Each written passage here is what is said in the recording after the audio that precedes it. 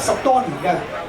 咁我哋咧就第69次，咁啊出年咧就係第70次嘅。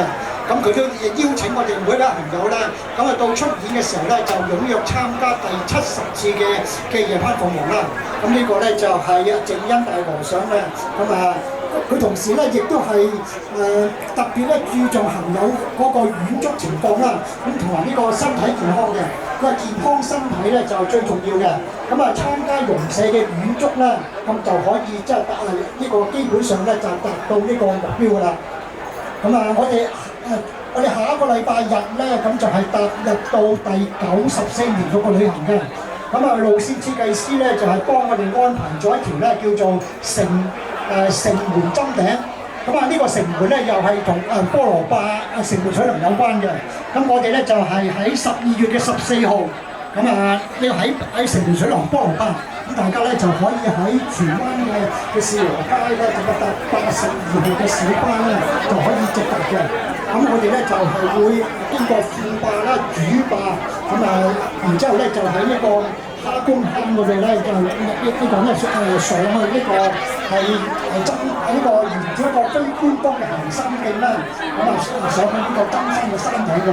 喺呢個針山山頂咧就落山啦，落翻去路徑嘅第7段，咁啊然之後咧我哋就沿住一個咧就係沿嗰個小徑咧落翻去呢個道公山呢個正本沿嗰個路徑嘅。咁啊就再去翻個大圍嘅行山徑嘅。咁呢一度咧就幫我哋咁而家我哋就準備好時間咗啦。咁啊邀請如果我哋參加我哋融社行友嘅90先嘅安排，我哋融社行友咧係成會係目的嘅。咁啊能夠戰前咧就係旅行，咁啊戰後咧就公開嘅。去到現在咧，就喺我哋就參加委員會咧，咁啊一齊團結啦，咁啊即係每一個星期咧，咁啊都係參加我哋融社嘅節目嘅。咁啊今日藉住今日嘅好日子啦，咁啊祝大家咧就係身體健康啦。咁啊大家就係喺呢個宴會中咧就飲多杯。多謝大家，多謝司長朋友。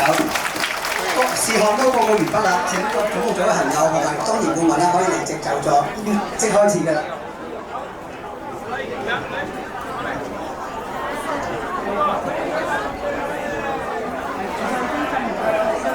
攞嚟先啦。